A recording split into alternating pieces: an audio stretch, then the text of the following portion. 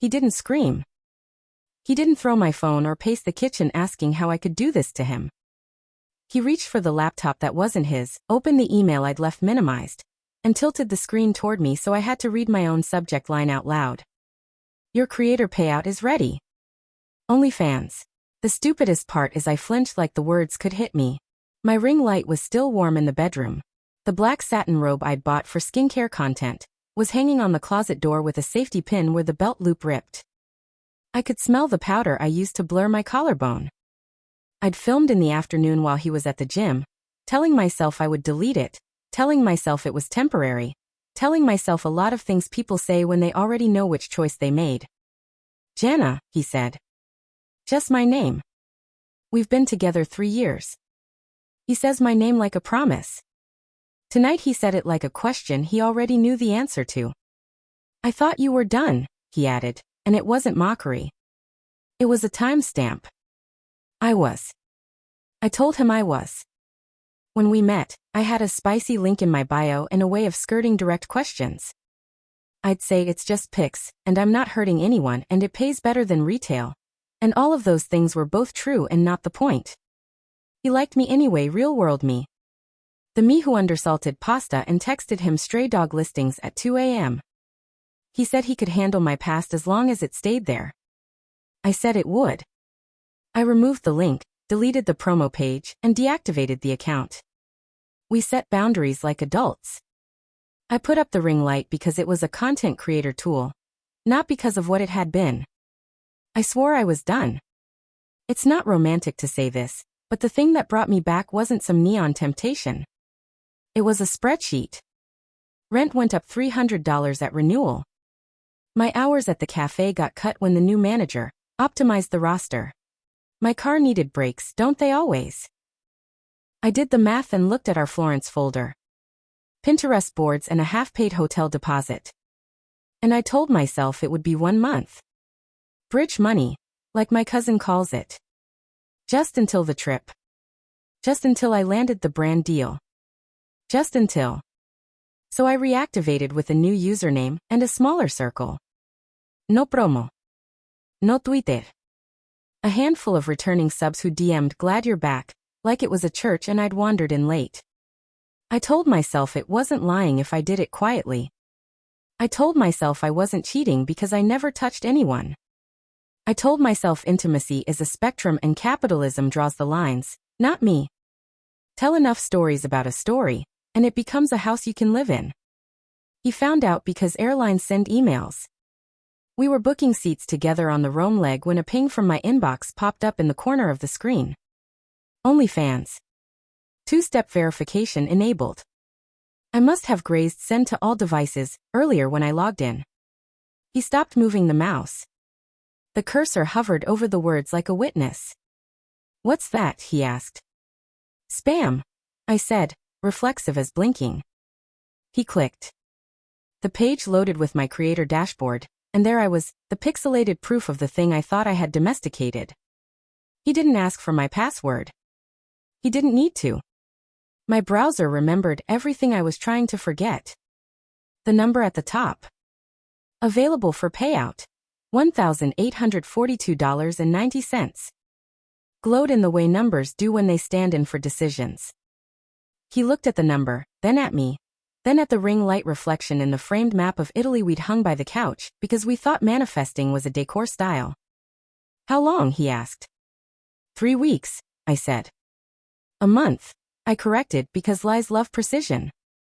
Since June, I confessed, because the truth frees you in the way an arrest frees you from guessing. You promised, he said. I know. No, he said, sterile. You promised. I started doing the thing I do when cornered. Stacking rationalizations like Jenga blocks. It was temporary. It was just me. It was to pay for us. It was financial, not emotional. It was less intimate than every beach photo I post for free. It was the same as modeling. It was harm reduction. It was mental health. It was the economy. It was not a person. It was survival.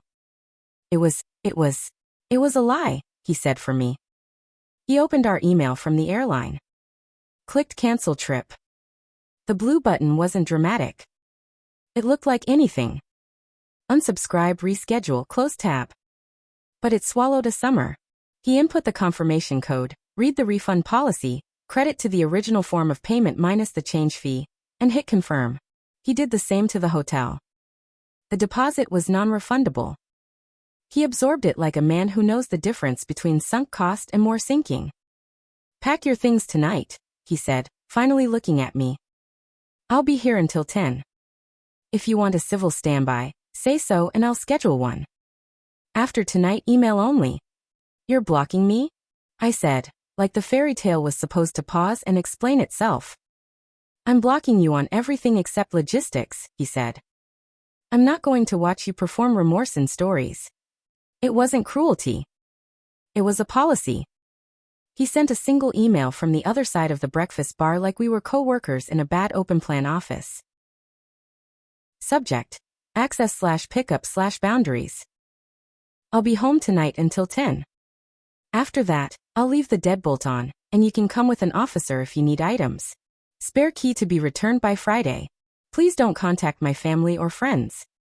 I won't discuss this on social media, and ask that you don't either. I cancel the trip because I don't travel with strangers. You said you were done. You weren't. I'm not negotiating my boundaries with a dashboard. The dashboard stung more than any of the noble words I'd prepared for myself.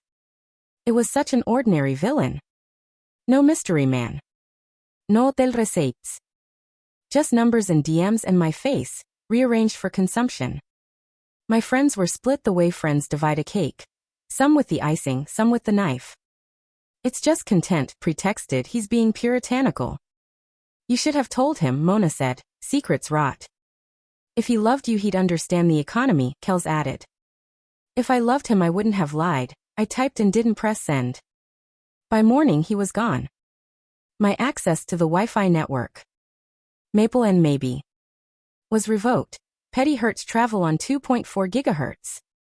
A manila envelope sat on the kitchen counter with Jana. Key sharpened on it.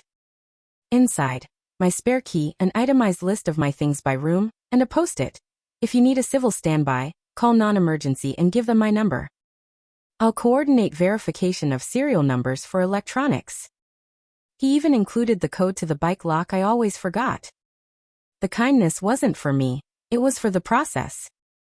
I moved into Sammy's second bedroom, and listened to the AC kick on like a metronome for the afternoon. I was wasting refreshing my own excuses. I reopened the dashboard. The payout number had ticked up to $2,041.30, because someone tipped while I slept. I stared at it like it could refund me a life. I clicked payout and watched it slide into my checking account, and felt exactly nothing. My mother called to ask if we had firmed up Italy plans. We postponed, I said. She asked why, the way moms ask. Already suspecting. But I didn't tell her about dashboards or DMs, or the way my boyfriend types boundaries like court orders. I said, money, and she made a sympathetic tisk, and told me to eat lentils and to stop buying lattes. He didn't post me. He didn't subtweet me. He didn't message my sister. He just vanished with dignity. If you've never been blocked by someone decent, you should know it doesn't feel like a door slamming. It feels like a library closing quietly at 9 p.m. Lights out section by section. Aisles going dark, the last patron ushered out with a soft "we're closed." 2 days later, I got a notice from my bank. Dispute received. $319. OnlyFans. He'd flagged the hotel deposit too. I hadn't even realized his card was the default on the app for the last month of utilities. He disputed the charges the way you dispute a wrong line item. Polite, firm, with proof. I wasn't fraudulent in the way banks mean, but in a ledger, intent doesn't matter as much as authorization. He won one dispute, lost another. It turns out consequences like refunds don't come bundled, they arrive on their own schedules. He sent one more email. Subject: mail/final. I put a hold on the joint P.O. box. Please update your address. I've removed you from the dog's vet profile. Let me know if you want copies of her records. I wish you well. Please don't contact me again. He wins by refusing to play judge, jury, and publicist. He doesn't debate if OnlyFans is real cheating, or modern sex work, or hustle culture. He doesn't call me names. He doesn't negotiate my values. He states his acts on them, and gets on with his life. The first night at Sammy's, I filmed an apology video. Not for him. He wasn't watching. But for the followers I thought I owed some arc. I put on the robe. I tilted the camera to find the angle I've taught myself to love and hate. I said, I want to be transparent, and turned the ring light off halfway through because the word sounded like a swear. I didn't post it. I Venmo'd Sammy for rent and wrote thank you in the note and meant it. I took the account down the next morning. Not the performative deactivation where you announce it and come back in a week, but the kind where you click permanent and watch the bar fill. My cousin texted, leaving money on the table. My stomach tightened like a fist. Money is loud.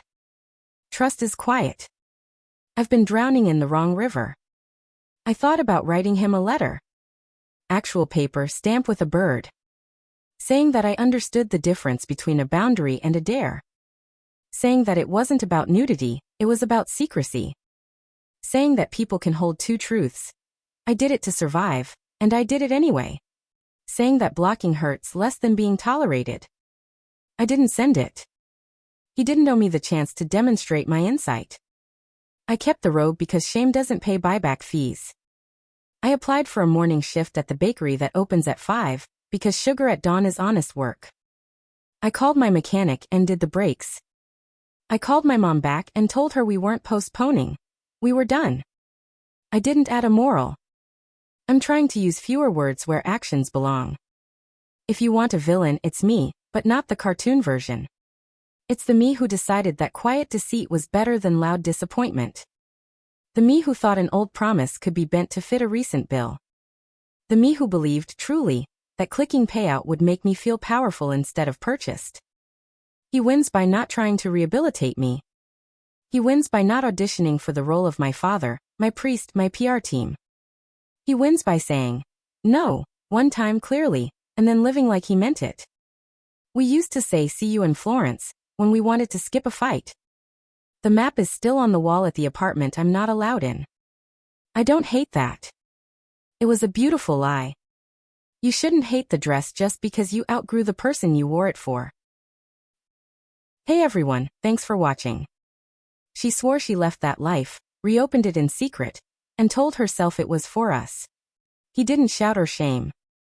He canceled the trip, set email-only boundaries, disputed shared charges, and blocked her everywhere but logistics. In the end, trust is the currency, not the payout. If you liked this video, please subscribe for more. Thanks and see y'all tomorrow.